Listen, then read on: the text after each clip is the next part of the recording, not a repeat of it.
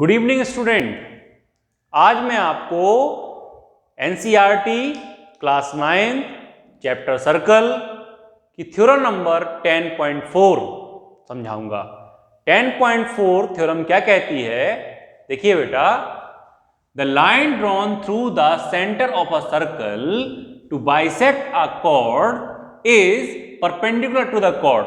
मतलब 10.3 जो थ्योरम थी वो क्या कहती थी कि the perpendicular drawn from the centre of a circle to the chord bisect the cord.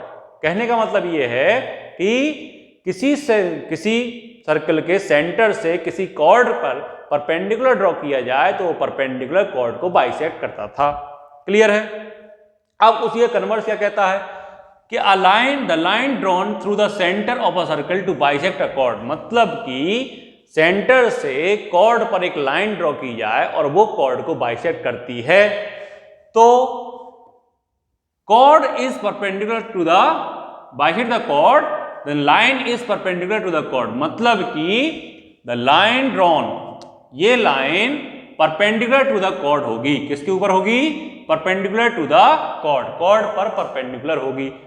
देखिए, the line drawn through the centre of a circle to bisect a chord, जो कि बाइसेक्ट करती है, ठीक है ना, किसको? कॉर्ड को। और वो क्या होगी? परपेंडिकुलर टू द कॉर्ड होगी। तो देखिए बेटा, अपन लोग एक सर्कल कंसीडर करते हैं। ये अपने पास क्या है? सर्कल। आप लोग जो है कंपास का यूज कीजिए तब सर्कल बनाइए। ये इसका सेंटर है ओ। एक कॉर्ड आपके पास यहां पे ले ली मैंने ए बी। क्लियर है? यहां से एक लाइन ज्वाइन किया मैंने ओ सी। क्लियर है? तो आपको ये प्रूफ करना है कि OC AB पर परपेंडिकुलर है। देखिए क्या करते हैं बेटा अपन लोग, सबसे पहले गिवन लिखते हैं। तो इसमें गिवन क्या है? A circle with centre O and AB is a cord. AB क्या है? कॉर्ड है। क्लियर है? और OC क्या करता है? इन दोनों को बाइसेक्ट करता है। मतलब क्या है? AC equal to BC। मतलब OC जो है AB को बाइसेक्ट करता है, मतलब AC equal to BC। Clear है? क्या दिया गया है? AC equal to BC। ये चीज अपन के पास गिवन है। अब अपन लोगों को प्रूफ क्या करना है? टू प्रूव करना है कि OC जो आपने लाइन ड्रॉ की वो AB पर परपेंडिकुलर है। क्लियर है? तो कंस्ट्रक्शन करते हैं।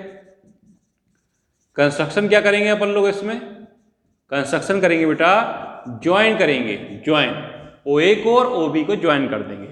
OA एंड OB तो कर देते हैं ज्वाइन अपन लोग बेटा। इसको जो है OA और OB को ज्वाइन कर देते हैं।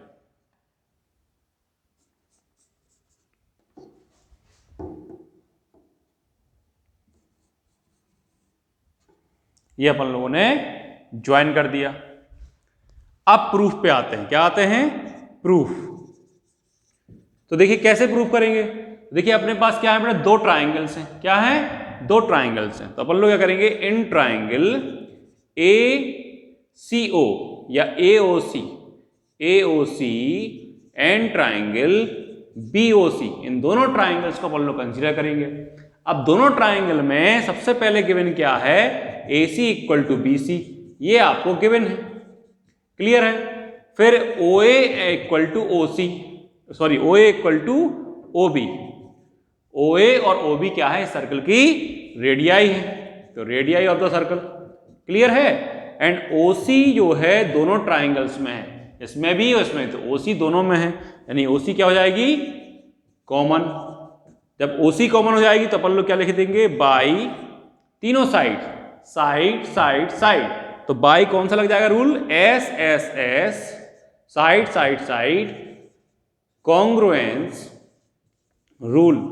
इस रूल के तहत ट्राइंगल AOC कॉन्ग्रुएंट क्या होगा? ट्राइंगल BOC के। तो अपन लोग क्या करेंगे बेटा? CPCT का यूज करेंगे, बाई CPCT। तो अपन लोग अगर इसको, इन दोनों एंगल्स को इक्वल प्रूव कर दें, क्या कर दें? Equal prove. इक्वल करने के बाद इन दोनों को 90 प्रूव कर दें। क्या कर दें? 90। तो हम कह सकते हैं OC AB परपेंडिकुलर होगा। तो CPCT से क्या होगा? CPCT से angle ACO plus angle ACO equal to angle BCO हो जाएगा, ACO BCO से इक्वल हो जाएगा, ये एंगल इस एंगल के इक्वल CPCT से। अब देखिए बेटा, मैं क्या कर रहा हूं, लेट कर रहा हूं एंगल ACO और एंगल BCO दोनों को मैं x लेट कर लेता हूं। क्या कर लेता हूं, x। अब आपने एक थ्योरम पढ़ी होगी, लीनियर पेयर एक्सियम पढ़ा होगा, लीनियर पेयर एक्सियम क्या कहता है कि एक आपकी ये लाइन है, उस पर एक पॉइंट है, वहां से आपने एक रे ड्रॉ की, तो ये एंगल्स जो होते हैं वो लीनियर पेयर कहलाते हैं, और लीनियर पेयर्स जो एंगल्स होते हैं उनका सम कितना होता है, 180 डिग्री। देखिए बेटा यहां पे angle ACO plus angle BCO, इन दोनों का सम कितना हो जाएगा, 180 डिग्री। क्यों, क्योंकि ये क्या है, लीनियर पेयर है। ये क्या कहती है, लीनियर पेयर एक्सियम कहती है, ठीक है ना। तो देखिए बेटा, ACO को भी आपने x माना, इसको भी BCO को x माना, क्योंकि दोनों इक्वल थे, तो x plus x equal to 180 degree. x plus x क्या हो जाएगा, 2x इक्वल टू 180 डिग्री। तो देखिए बेटा यहाँ पे x की वैल्यू क्या हो जाएगी, 180, और 2 मल्टीप्लाई में है तो डिवाइड में, मतलब 90 डिग्री। तो हम क्या कह सकते हैं, हम कह सकते हैं angle ACO equal to angle BCO, x let किया था तो ये दोनों क्या हो गए, 90। जब ये दोनों एंगल 90 हो गए तो हम क्या कह सकते हैं यहाँ पे OC इज परपेंडिकुलर, ये परपेंडिकुलर का साइन होता है ऑन AB। यही आपको प्रूव करना था। क्लियर है। क्या किया बेटा मैंने, सबसे पहले देखिए, सबसे पहले मैंने OC को ज्वाइन किया किससे, इसके मिड पॉइंट से, क्योंकि जैसे ही OC अपन लोग लाइन के ज्वाइन कर रहे थे वो इसको बाइसेक्ट कर रही थी AB को, तो ये क्या हो गया, इसका मिड पॉइंट हो गया। अब कंस्ट्रक्शन क्या किया, OA और OB को ज्वाइन कर दिया, दोनों ट्राइंगल कंसीडर किया, दोनों ट्राइंगल में AC और BC गिवन था, OA और OB रेडियाई थी, OC कॉमन थी, तो SSS कॉन्ग्रुएंसी रूल से क्या हो गया, दोनों ट्राइंगल कॉन्ग्रुएंट हो गए। दोनों ट्राइंगल कॉन्ग्रुएंट हो गए तो अपन लोगों में क्या किया, इन दोनों एंगल को इक्वल कर दिया। कैसे इक्वल हो जाएंगे, CPCT corresponding parts of congruent triangle. क्या कहता है, अगर कोई दो ट्राइंगल कॉन्ग्रुएंट हैं तो उनके जो बचे हुए पार्ट है, करस्पॉन्डिंग पार्ट्स हैं, वो इक्वल होते हैं, ठीक है ना। तो यहाँ पे 3 पार्ट तो अपन ने लिख दिए थे, 3 पार्ट और बचे थे तो वो इक्वल, तो उनमें से कोई एक ले लिया अपन ने। कौन सा ले लिया, एंगल ACO और एंगल BCO इक्वल। अब क्या प्रूव करना था, OC परपेंडिकुलर AB। अगर आप दोनों एंगल को 90-90 प्रूव कर दें तो क्या हो जाएंगे, OC परपेंडिकुलर AB। तो इसके लिए क्या किया गया, इसके लिए ये क्या है, लीनियर पेयर है, क्योंकि AB एक आपका लाइन सेगमेंट है, OC क्या है, एक रे है, एक प्रकार से देखा जाए तो दोनों पेयर क्या बनाएंगे, लीनियर पेयर बनाएंगे।